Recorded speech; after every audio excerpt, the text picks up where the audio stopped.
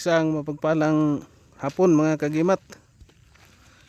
At dito na naman ako sa area ni Tatay Carling yan. Diyan si Tatay nagpainom ng kanyang mga hayop mga kagimat. Kabayo, kalabaw at baka. At dito ako ngayon sa area niya mga kagimat. Ayan ang mga kagimat, may bagong kubo kay Tatay pa din yan yung nyugan niya mga kagimat. At pasel-pasel ako dito mga kagimat kasi malinis. At mayroon ako nakita mga kagimat to. Yan. Parang hulin pero hindi pa tayo sigurado kung anong klase ito. Parang hulin siya mga kagimat. Okay. Kristal masyado mga kagimat. At ito pa mga kagimat oh. Yan oh. Dito kasi sa area ni Tatay, marami ditong kakaiba talaga mga kagimat. At dyan nakakuha kami ng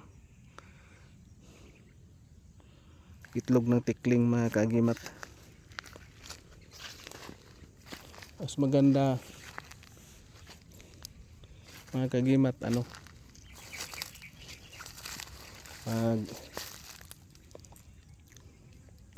dito sa area ni Tatay magpasyal-pasyal kasi mayroon tayong makikita na mga kakaiba talaga mga kagimat yan oh. At ito mga kagimat oh, sili yan mga kagimat oh, sili na native yan. Ito anghang masyado mga kagimat yan oh. Ito yung native na sili kulikot yan oh, yung bunga niya. At ito mga kagimat, yung minsan yung iba yung hinahalo ng kanilang mga mga kagimat, yung sa langisan mga kagimat yan. Ganito mga kagimat oh, orang yang yan na kagimat. Yan panghalo sa langis yan na kagimat. At dito sa yan ni Tatay, area ni Tatay. At ito pa mayroon pa dito mga kagimat oh. Yan oh. Yan. Ito ang pinakamaraming bunga mga kagimat.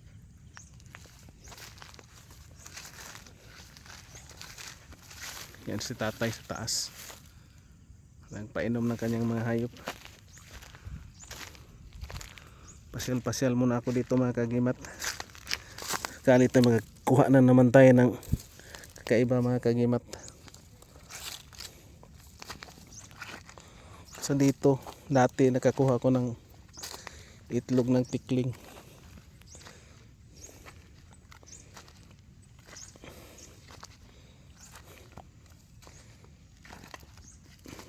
Lapad kasi yung area ni Tatay. Yan mga kagimat oh. At yung nyug niya parang malapit na din i-harvest mga kagimat.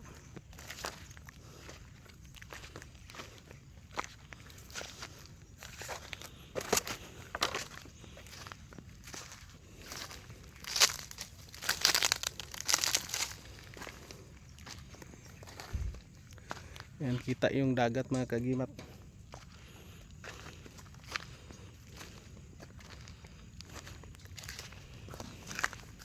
At abangan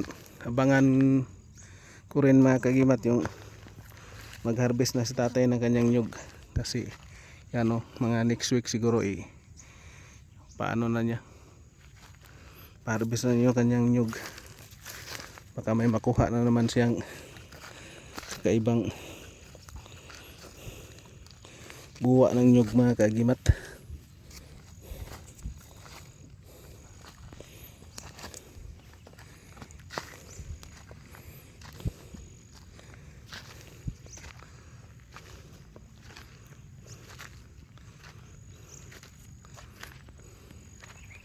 Yan mga kagimat, ang ganda ng view.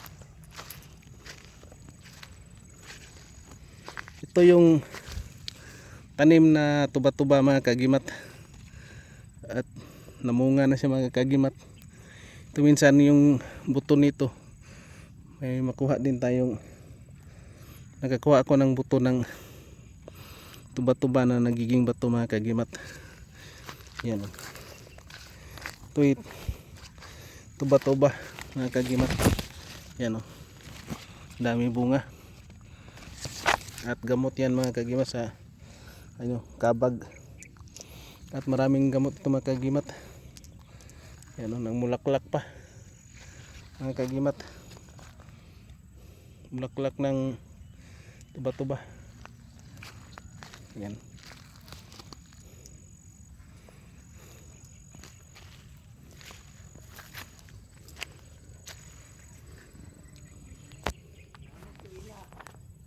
Kita di dool dito sa may kawayan, may gate good kinatog yan gani ha. O na kayo nakuha tay? Ha? Na kayo nakuha? Wala ko nagkuha, dako lang ni siya, mao gi porma tong tin god. Oh, Mao lang gi si porma, ganun di lang dako, gamay lang. bato? Bato siya kung porma gi sa bitin, mao ra gi sa porma sa kana may ang itlog sa bitin. Mo ba? Di ba ang itlog sa bitin naman po'y kuan ang kuan ato ang iyahang kuan ani murag mo gitaptan sa isa.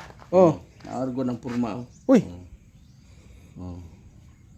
Gamay lang, katud itlog bitin dako lang to. dako to.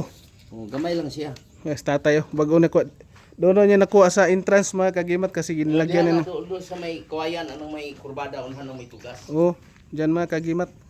Oh, ganda. Mura siya itlog sa bitin pero di lang dako. Dili lang siya dako, tay. Ay, gamay. Tay na taas-taas po diha. Pero ang kanilang ba ang itlog sa bitin gon magdikit man gon ni sila. Naiagi oh. Napudre oh, murag mag-ana mo na sila magpilit no. Mo ba? Di ba pares to ko god magpilit na sila. Ang itlog sa bitin? Oh, magpilit na sila. Asa no dito sa entrance? Wala po tayo. Sa entrance. Ito mga kagimat to. Ano nang ahas daw? Sabi ni tatay, itlog ng ahas. Itlog talaga ng ahas kasi mahaba siya mga kagimat, ublong. Ano mga kagimat? Urasan mo nakuha ganina tay? Ganyan lang buntag. Kaninang umaga daw mga kagimat, nakuha ni tatay ito. Mga alas 9 na may tungas dire kay ni Simba man ni. Ni Simba po mo. Mahaw Mas kita. tatay. 9 may tungas. Ito yung mga alaga. Mga baka. Alaga ni tatay oh. Ang dami. Daming kabayo at kalabaw, kambing, kompleto. May baka pa. At saka may baboy doon sa tangkal. Mga kagimat. Ito kakaiba talaga mga kagimat oh. Grabe, dalian na makakita tayo ay. Ani kung nga. Ano po na to silang diha man may kurbada ng may kawayan. Ito, swerte talaga. Nakuha na naman si tatay ng itlog ng ahas. Kasi kaon ni mo ganihad to, gutom na puka. Tinahiyaw mo magani ko ikaw big ko dito. Yan mga kagimat oh. Diyan daw sa entrance nakuha ni tatay. Yan doon kami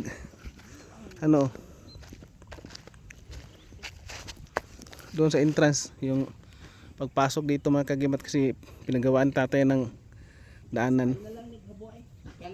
Ito. Itlog ng ahas. Kasi yung itlog ng ahas mga kagimat nagkadikit-dikit yan sa isang din. Isang nabo na pugara ng itlog sa bitin tay wala. Murag sa laom na sila sa Sa yuta. Munang nagdikit-dikit no ang ilang itlog. laom na si yuta. Oh, kasi itlog daw yung ahas mga kagimat sa ilalim ng lupa mga kagimat kaya nagdikit-dikit yung kanilang itlog kaya ito may ng dikit ng itlog din. Pero ito kakaiba na kasi bato. O ni kuante kay bato na siya tay.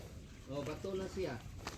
Ang iyang porma gud sa kuan niya na ay mga inihiyak ang tunga ba ang inagian sa iyang kadikit. Gani.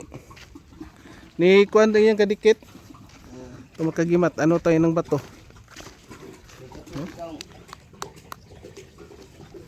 Nakuha na ko diha nga bitin inana ko porma nagkuan mo pung pikas niya kadikit niya.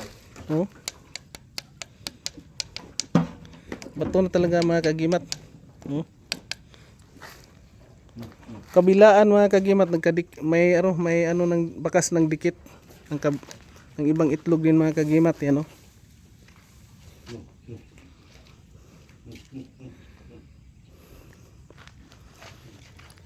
Dali. Kuya, what eh?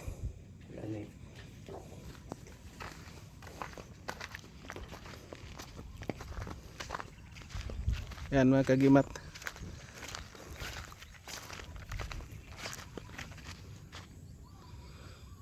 And thank you for watching mga kagimat. And please like, share, comment, and subscribe mga kagimat. And God bless ating lahat mga kagimat.